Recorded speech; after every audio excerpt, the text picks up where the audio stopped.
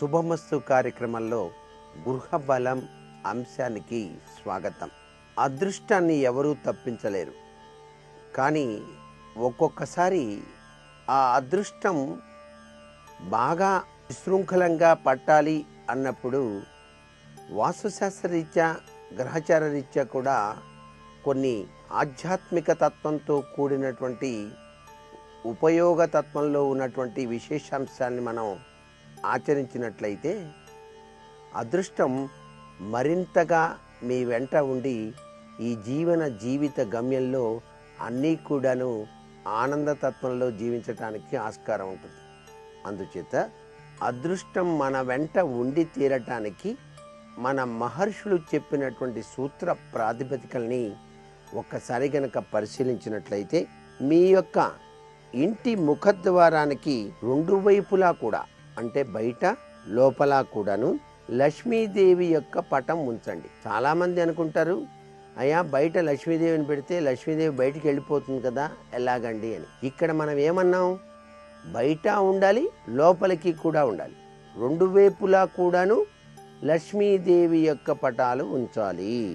లక్ష్మీదేవి పటం ఎటువంటిది ఉండాలట? ఆ లక్ష్మీదేవి పటానికి ఆ తల్లి ఆ అదృష్టలక్ష్మి వెనకాల రెండు ఏనుగులు బంగారపు కలశాలతో చక్కగా ఆ తల్లిని అభిషేకిస్తూ ఉన్నటువంటి ఫోటోలు ఉండాలి. అలా గనక వండినట్లయితే మీకు భాగ్యం కలిగేటువంటి సంఘటనలో ఏదైనా ఆటంకాలు ఉన్నట్లయితే అవన్నీ కూడా తొలగిపోతాయి. మీ ఇంట్లో ఉండేటువంటి బీరువాకి కూడాను ఇలాంటి లక్ష్మీదేవి ఉన్నటువంటి స్టిక్కర్నే అంటించి చూసుకోండి. మీకు డబ్బులు అధికంగా ఖర్చు చేయాలి అనే తలంపు తగ్గిపోయి పొదుపుగా మీ జీవన రథాన్ని సాగించటానికి ఆస్కారం ఎంతగానో ఉంటుంది సుమా. అలాగే పిలక ఉన్న కొబ్బరికాయపై 7 సార్లు దారం చుట్టి మీ మీద 7 సార్లు తిప్పుకోండి. అంటే 7కి మన జన్మకి అవినాభావ సంబంధం ఉంటుందన్నమాట. మనిషి జీవితంలో కూడా 7 స్టెప్స్ అంటారు. ఆ 7 స్టెప్స్లో దాగిన పరమార్థం ఈ యొక్క దారంలో మనం కొబ్బరికాయ రీత్యా అలా చుడుతున్నాం. కొబ్బరికాయ అంటే ఏంటండి? సాక్షాత్తు శివ పరమాత్మకు ఆత్మ నైవేద్యం చేయటానికి ఆయన సృష్టించినది. కొబ్బరికాయ అనేది స్వామివారి యొక్క తలండి. ఆయన నాకు ఆత్మ నైవేద్యం సమర్పించటానికి మానవులారా మీకోసం సృష్టించాను అన్నాడు. అందుచేత ఆ కొబ్బరికాయ పీచు ఉన్నది ఎంత విశిష్టవంతమైంది. ఆ కొబ్బరికాయ లోపల నీళ్లు గంగ, చుట్టూతా తెల్లగా ఉన్నటువంటి పదార్థం ఉందే కొబ్బరి, ఆమె పార్వతీదేవి. కొబ్బరికాయ పైన ఉన్నటువంటి 3 కళ్ళు ఉన్నాయే, బ్రహ్మ విష్ణు మహేశ్వరులు. అంత గొప్ప విశేషం ఉంది మన కోసం పరమేశ్వరుడు ఇచ్చాడు. అటువంటి కొబ్బరికాయ తీసుకున్నావు, దానికి 7 దారాలు అలా 7 సార్లు చుట్టావు.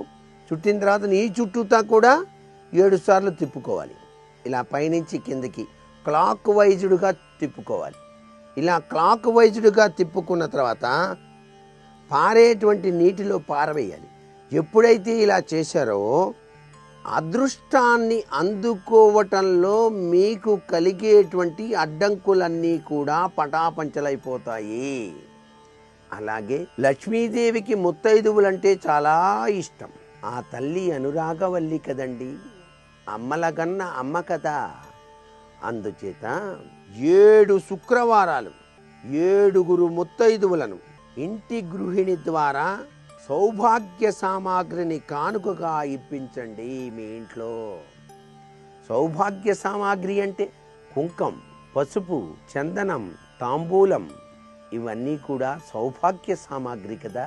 ఇలా గనక ఇప్పించినట్లయితే వీలైతే ఎరుపు రంగు కలిగినటువంటి నూతన వస్త్రాన్ని కానీ లేక జాకెట్ గుడ్డ కానీ ఆ 7 ముత్తైదువులకు కూడా మీ ఇంటి ఇల్లాలి చేత 7 శుక్రవారాలు చేయించండి. ఇలా గనక చేయించినట్లయితే మీ ఇంటిలోనికి లక్ష్మీదేవి చక్కటి యోగాన్ని కలిగింపచేయటానికి అలా తిష్ట వేసుకొని కూర్చుంటుంది. ఇది గృహానికి సంబంధించిన విశేషాంశం. దీనినే మనం మంగళ చండికా వ్రతం అని కూడా శాస్త్రరీత్యా చెప్తాం. మంగళ చండికా స్తోత్రం అద్భుతవంతమైన ప్రభావాన్ని ఇస్తుంది మహిళలందరికీ కూడా. ప్రతి నెలా కూడాను వచ్చేటువంటి అమావాస్య రోజున గృహాన్ని పూర్తిగా శుభ్రపరచండి. ప్రతి అమావాస్య నాడు గృహాన్ని శుభ్రపరిచేటువంటి పరిస్థితి ఏ ఇంటిలో అయితే ఉంటుందో వాస్తు పురుషుడు కూడా హాయిగా ఉంటాడు.